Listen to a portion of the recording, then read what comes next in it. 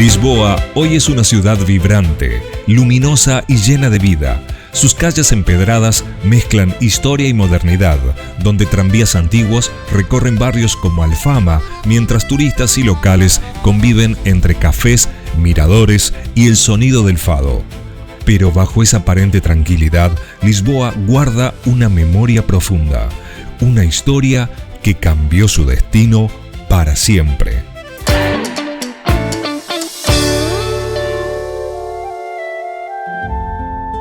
Hoy viajamos hasta el año 1755. Un terremoto sacude Lisboa dejando huellas muy profundas en su historia y en la historia de Portugal. Para ello vamos a utilizar imágenes generadas con inteligencia artificial para tratar de recrear la tragedia, entender sus causas y consecuencias. Quédate hasta el final porque te voy a mostrar cómo es que está Lisboa al día de hoy y cómo fue que logró sobreponerse y salir adelante. Para entender lo que ocurrió, primero hay que conocer cómo era Lisboa en su mejor momento. A comienzos del siglo XVIII rondaba los 200.000 habitantes y se situaba entre las ciudades más grandes del continente. Su posición frente al Atlántico la convertía en una pieza clave del comercio global. Por su puerto pasaban mercancías provenientes de Brasil, África, Asia y otros puntos de Europa. Oro, azúcar, tabaco, marfil, especias o porcelanas alimentaban una economía que colocaba a Lisboa en el centro del mundo conocido. La religión ocupaba un lugar central en la vida cotidiana. Iglesias, conventos, procesiones y ceremonias marcaban el ritmo de la ciudad. En barrios como Alfama se concentraba la vida diaria de la mayoría. Las casas eran pequeñas y las calles funcionaban como espacios compartidos, en donde se trabajaba, se hablaba y se resolvían tareas básicas. Esta zona se caracteriza porque tiene muchos desniveles y era la apariencia que tenía toda prácticamente Lisboa antes del terremoto, con lo cual se complicaba y mucho hacer, por ejemplo, una escapatoria, una salida rápida a un lugar abierto, porque este lugar es todo lo contrario: subidas, bajadas, pasillos estrechos y lugares muy difíciles de transitar en caso de una emergencia.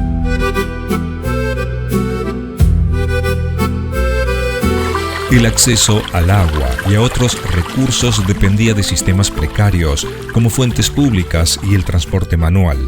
Desde el exterior, Lisboa podía parecer sólida y monumental, pero internamente era una ciudad vulnerable. Construcciones densas, materiales inflamables, callejuelas empinadas y angostas, y pocos espacios abiertos en donde refugiarse ante una emergencia. Y esa vulnerabilidad se hizo evidente el 1 de noviembre de 1755. Era el Día de Todos los Santos y una de las fechas más importantes del calendario religioso. Las iglesias estaban llenas, las velas encendidas y la ciudad sumida en un ambiente solemne. El aire era tranquilo, casi inmóvil, como si la ciudad estuviera en pausa. Nada hacía presagiar lo que estaba a punto de ocurrir. Pero a las 9:40 de la mañana todo cambia. Un terremoto de gran magnitud sacude Lisboa durante varios minutos.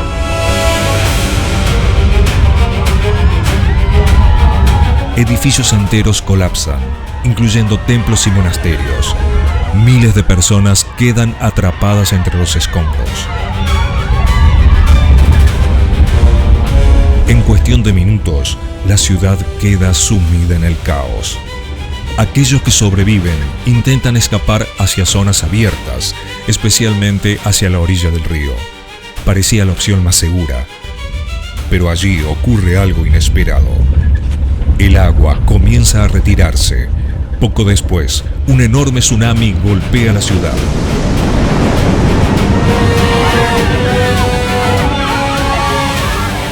Olas de gran altura arrasan la costa y penetran tierra adentro, destruyendo todo a su paso. quienes habían buscado refugio junto al río quedan atrapados. Pero la tragedia aún no ha terminado. Las velas encendidas, las cocinas activas y los materiales inflamables provocan incendios que se propagan durante días sin control.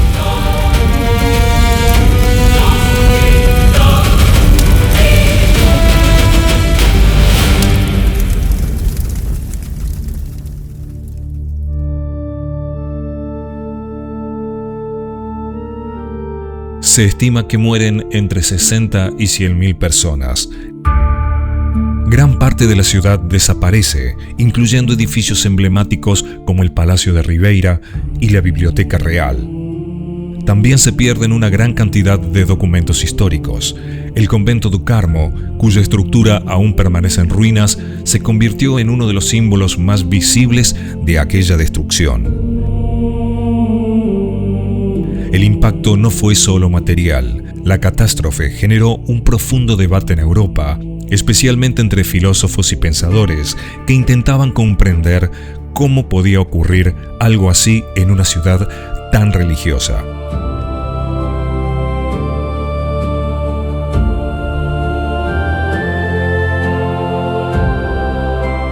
En medio del caos emerge una figura clave: Sebastián José de Carvalho y Melo, quien más tarde sería conocido como el Marqués de Pombal.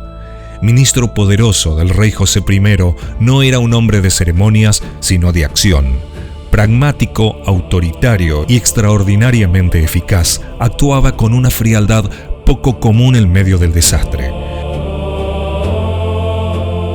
Mientras la ciudad ardía y el orden se desmoronaba, asumió el control sin vacilar. Organizó la retirada de cadáveres, impuso medidas para evitar saqueos y puso en marcha los primeros pasos de una reconstrucción que no buscaba recuperar el pasado, sino imponer un nuevo orden. Pombal entendió algo que pocos veían en ese momento. Lisboa no debía levantarse como era, sino transformarse en una ciudad más segura, más racional y preparada para el futuro. Había que diseñar una nueva ciudad. La antigua trama irregular dio paso a calles amplias, rectilíneas y bien organizadas. Nació así la Baixa Pombalina, un centro urbano pensado no solo para el comercio, sino también para resistir futuros desastres. Y en ese punto aparece una de las innovaciones más importantes de la época, la gaiola pombalina. Se trata de una estructura interna de madera integrada en los edificios, diseñada para absorber y distribuir las fuerzas de un terremoto, evitando colapsos inmediatos. Lo más interesante es que esta solución no quedó en el pasado.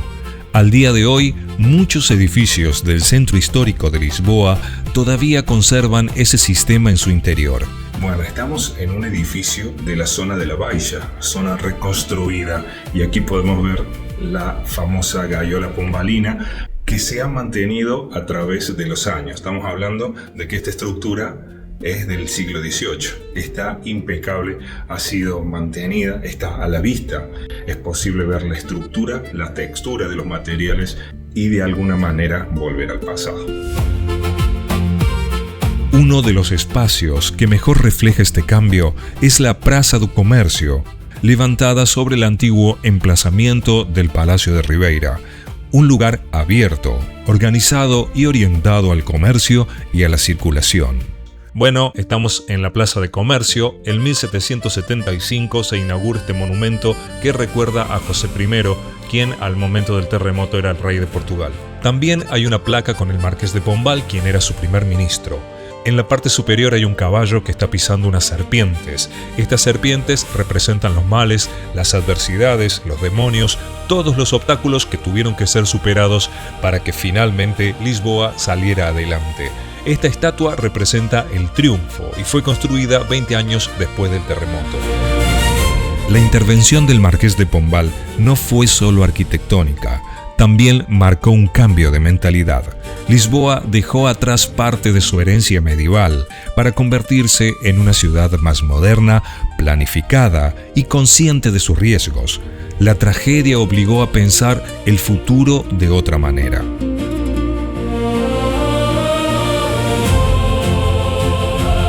Bueno, estamos al pie del monumento que recuerda al Marqués de Pombal. A su lado, en la parte superior, hay un león que representa la fuerza. Toda la estatua, todo el monumento está orientado hacia la zona de la Baixa, que es la zona que él reconstruyó.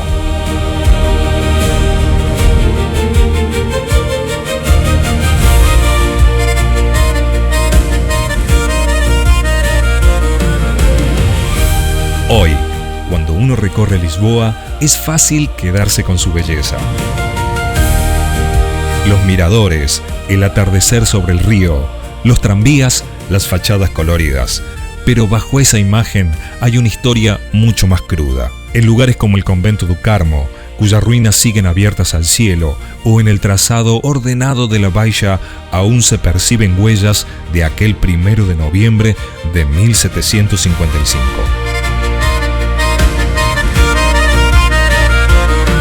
Lisboa es, en cierto modo, una ciudad que aprendió a convivir con su propia fragilidad. El terremoto la destruyó, pero también la obligó a reinventarse. Y quizás por eso, entre sus calles y edificios, conviven dos historias al mismo tiempo. La de una tragedia que lo arrasó todo, y la de una ciudad que supo levantarse y empezar de nuevo.